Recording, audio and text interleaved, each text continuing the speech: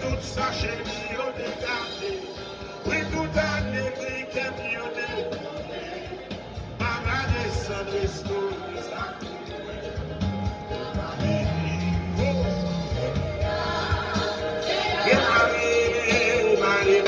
Tout ça chez lui, on est gardé. Oui, tout année,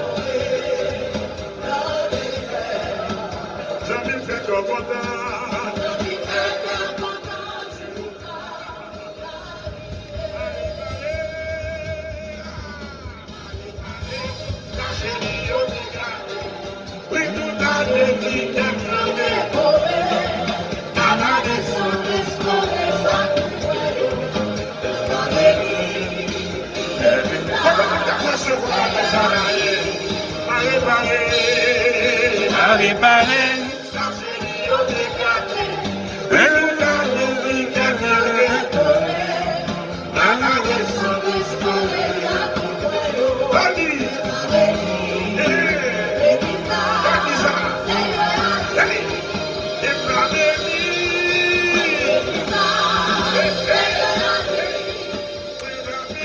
Voilà, mesdames, messieurs, chers amis, chers auditeurs, chères auditrices de la radio Centre-Ville de Montréal, le 102.3 FM. Et aussi, je tiens à saluer tous les spectateurs et les spectatrices de la télévision royale. Donc ici, c'est Jérôme Dieu seul le Prince. Et comme vous le savez, c'est un plaisir et un bonheur d'être avec vous en ce midi. Aujourd'hui, c'est une journée spéciale. C'est le 28 juillet 2021. Donc, je suis très content et très en liesse aujourd'hui. Dès que je suis très content, donc vous allez le savoir, vous allez le voir de par mon ergonomie, ma façon de bouger. Donc, c'est ça. Alors, et chers amis, je tiens à saluer tous les fans du monde entier, donc qui nous écoutent, qui prennent le temps de nous assister à travers nos différentes productions. Donc vraiment, nous tenons vraiment à vous dire merci. En fait, c'est important pour moi de saluer quelques personnes. Vous savez, je commence toujours par pasteur Bernard Jean-Charles, pasteur Étienne Lombard, pasteur Maurice Jean Rénal. Ce sont des collègues, des confrères qui œuvrent dans le champ évangélique. Donc, ce sont des gens qui font beaucoup d'efforts dans cette communauté. Et donc, j'apprécie leur courage, leur persévérance dans le Seigneur. Donc, je tiens à vous dire publiquement, mesdames et messieurs, donc il faut écouter les conseils de ces gens-là. Surtout, nous sommes à la fin des temps.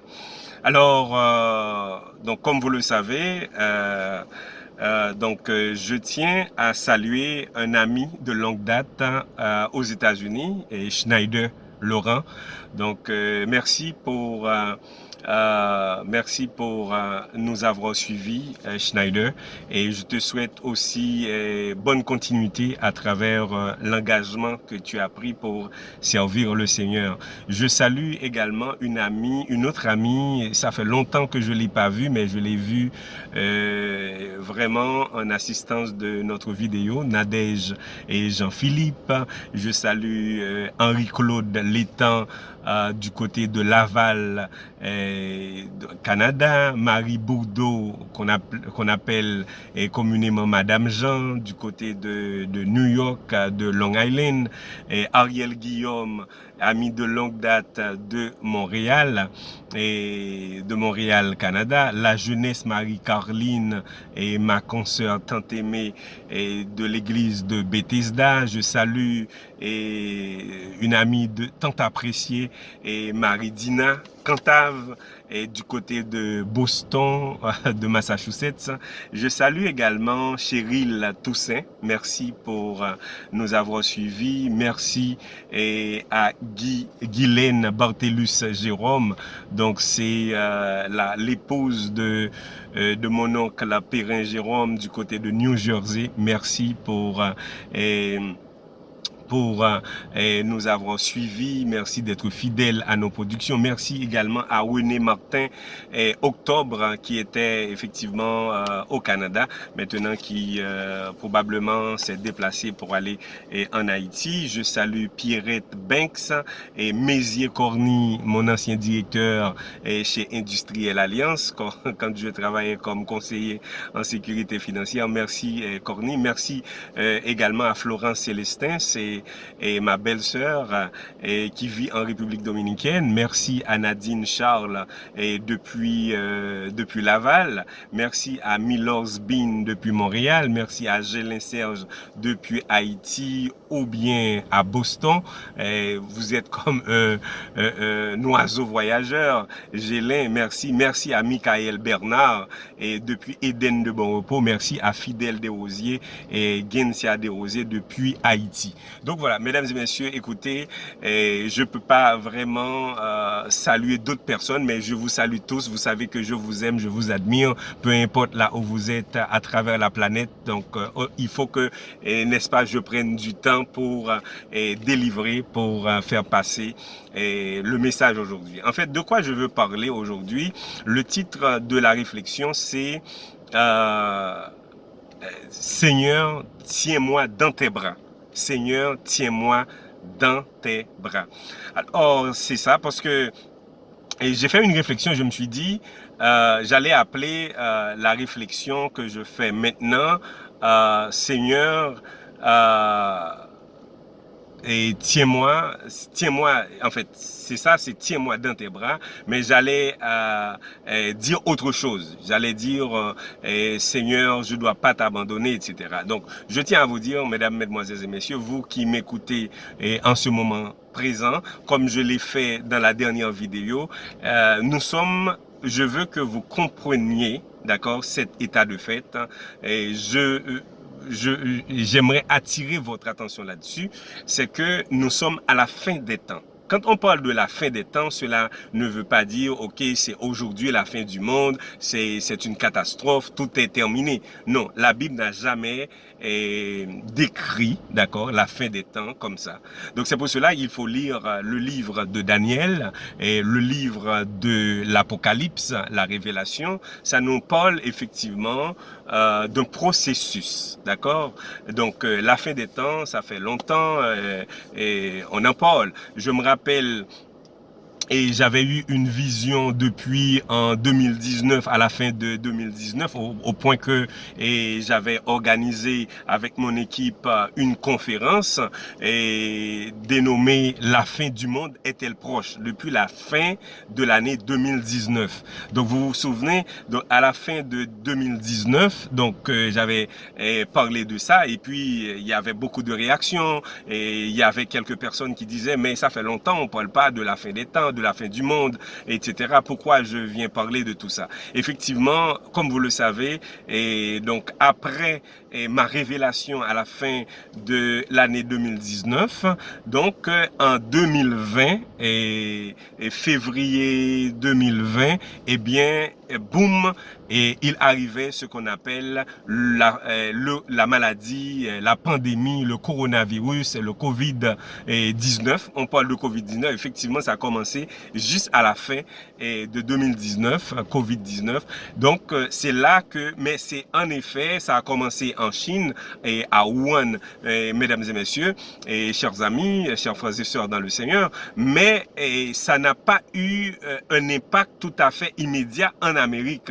En Amérique, c'est même au niveau de l'OMS, l'Organisation mondiale de la santé, c'était en mars, si je ne m'abuse, eh bien qu'on a pris la décision pour dire que effectivement, il y a un virus dans le monde qui cause des maladies, des infections et même beaucoup de décès. C'était en mars 2020, d'accord, que le monde et les habitants de la Terre ont su effectivement qu'il y a ce virus où on suspendait les vols et donc les gens qui étaient dans les grands pays, les États-Unis, le Canada, la France, surtout et en Chine, donc, on demandait à tout le monde de rester, de procéder à ce qu'on appelle le confinement. Donc, il a fallu qu'on soit confiné. Donc, voilà. Alors, chers amis, c'est ça. Alors, j'avais eu effectivement la vision, c'était à la fin de l'année 2019, qui m'a montré que donc, il y aurait, n'est-ce pas, une catastrophe dans le monde au point que j'ai été à l'hôpital, j'ai été hospitalisé par rapport à cette révélation parce que cela venait avec beaucoup d'émotions. C'était pas naturel, c'était pas ordinaire au point que les gens qui vivaient à côté de moi et même mon épouse était en panique de voir ce qui était arrivé au point que aujourd'hui malheureusement il y a certaines églises qui n'existent pas. Il y a eu des personnes qui sont mortes. Je connais beaucoup de gens qui sont passés de la vie et au trépas. Donc, par rapport non seulement à cette maladie, parce que l'ange de la mort, l'ange de la maladie passait au point que on a perdu vraiment plusieurs personnes. Aujourd'hui, on parle de plus de 2 millions de personnes qui sont infectées par le coronavirus et on parle des millions et presque d'un milliard de gens qui sont infectés du coronavirus, mais tout le monde n'est pas mort. Mais bref, c'est juste pour vous montrer que ce phénomène qu'on est en train de vivre, c'est un phénomène particulier, c'est un phénomène singulier. Le monde ne s'attendait pas à ça. C'était vraiment une grande surprise. Donc, voilà.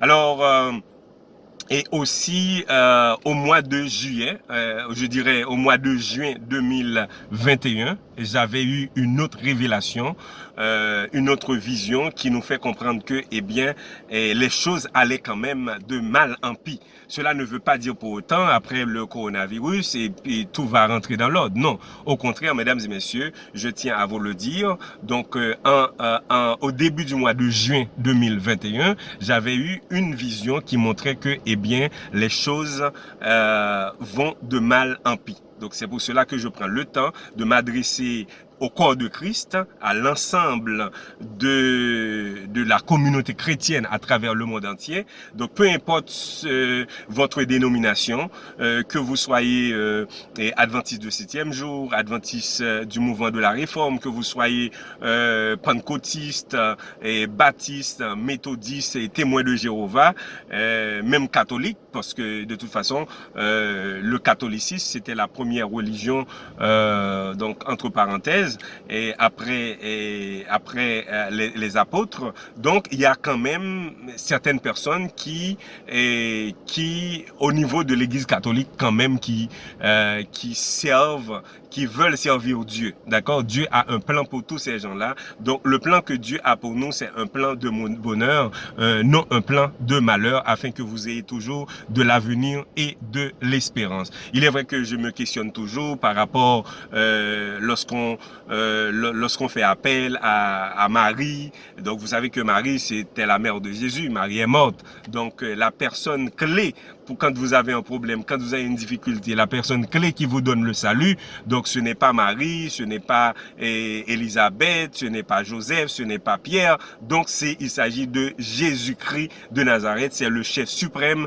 de l'Église, c'est notre Rédempteur, notre Sauveur, notre Seigneur, donc c'est ce que Dieu, d'accord, Jéhovah Dieu, Yahweh, nous donne, mesdames et messieurs. Donc, je voulais justement attirer votre attention aujourd'hui pour vous dire que, eh bien, ne lâchez pas les mains de Dieu. Donc, comme je l'avais dit dans la vidéo précédente, c'est-à-dire, il faut rechercher la présence de Dieu et il faut aller en quête de Dieu. Nous avons un problème de Dieu ces derniers jours parce que donc le monde, nous vivons dans un monde qui est plus matérialiste, un monde capitaliste. Tout le monde recherche de l'argent, tout le monde veut être riche, tout le monde veut posséder le maximum de biens possibles. Et je ne dis pas qu'il ne faut pas travailler, mesdames et messieurs, il faut travailler. D'ailleurs, c'est ce que la Bible nous dit. La Bible nous dit au début, Dieu a créé le monde, donc il faut travailler. C'est important de travailler, mais il faut prendre aussi un temps de repos. C'est pour cela qu'on a le sabbat, qui est le 7e jour pour se reposer.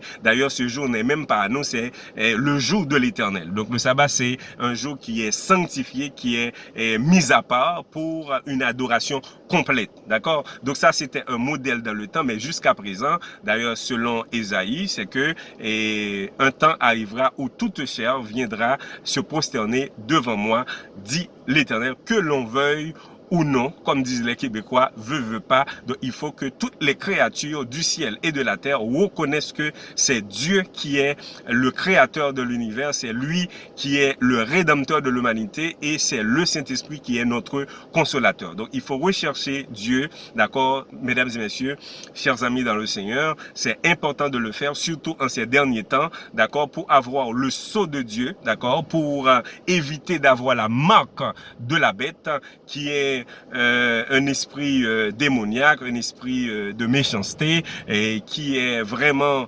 un esprit de mensonge, d'injustice, d'idolâtrie et de prostitution. Donc à ce moment-là, il faut rechercher la présence de Dieu par le Saint-Esprit. Vous savez que, et je ne vais pas trop entrer dans le débat, donc quand on pêche contre le Saint-Esprit, eh bien c'est grave et tout péché peut être pardonné sauf le péché du Saint-Esprit.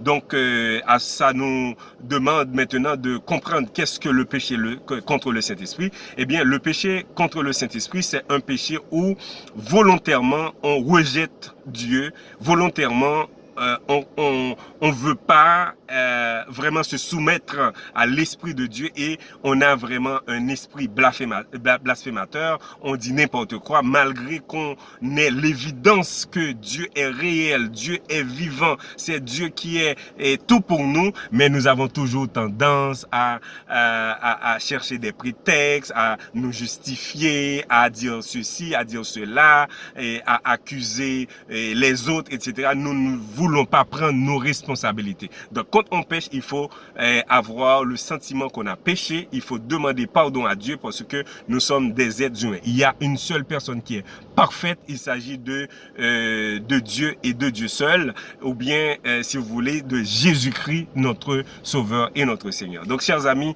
donc comme je vous dis, pour aujourd'hui, méditez là-dessus. On doit rechercher la présence de Dieu, ne lâchez pas les mains de l'Éternel et demandez à Dieu de vous tenir dans ses bras. Moi, c'est ce secret et j'ai fini par le comprendre. Peut-être nous, en tant qu'êtres humains, on peut être affaibli, on peut être, je sais pas, à un moment de la durée et se sentir un peu découragé. On peut même vouloir lâcher les mains de Dieu. Quoique le message, c'est ne lâche jamais la main de l'Éternel, mais même lorsque vous vous sentez un peu affaibli, demandez à Dieu de vous tenir dans ses bras. Et si c'est Dieu, je vous le garantis, si c'est Jéhovah que je connais, si c'est Yahweh, si c'est Elohim, El Shaddai, Adonai qui vous tient dans ses bras, eh bien vous êtes bien placé, vous êtes bien gardé. Peu importe ce qu'on dit, peu importe ce qu'on fait, d'accord, vous êtes bien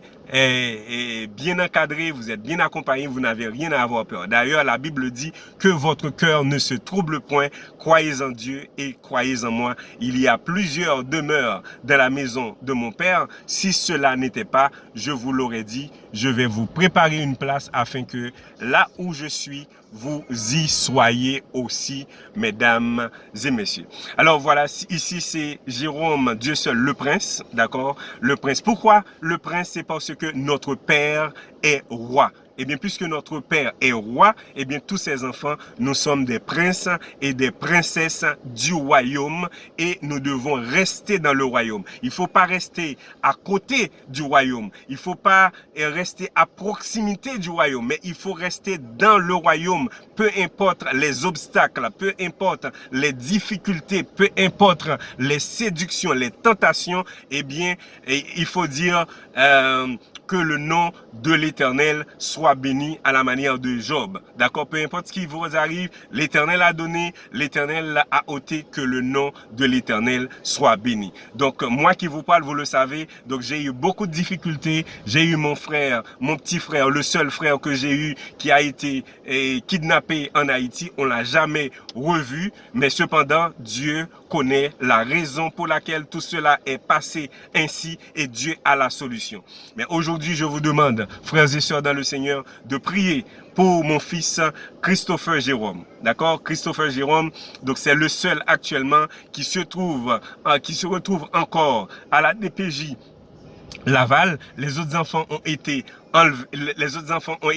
libérés. Donc actuellement, ils sont à leur domicile régulier. Donc ils sont en train de festoyer. Mais il n'y a que le petit Christopher Jérôme qui a été encore maintenu à la DPJ à cause qu'il a été accusé de problèmes d'hygiène. C'est-à-dire il veut pas manger à table ou bien donc vous savez. Donc il y avait vraiment de fausses accusations. Mais nous devons garder l'espoir. Nous devons garder la tête haute. D'accord? Nous ne devons pas être découragés. Donc, ma prière est importante. Vos prières, un peu partout dans le monde, est importante pour le petit Christopher. Nous n'avons pas d'armes comme les 38, les Uzi ou bien les fusils, etc. Mais nos armes, c'est l'amour, c'est la justice, c'est la prière, c'est la vérité. Nous comptons sur votre prière. Plus de prière, plus de puissance.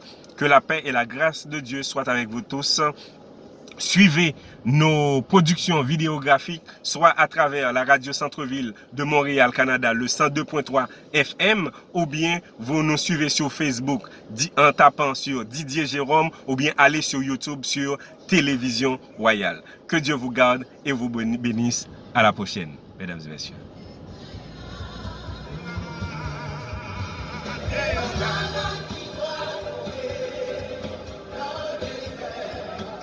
Jamais fait comme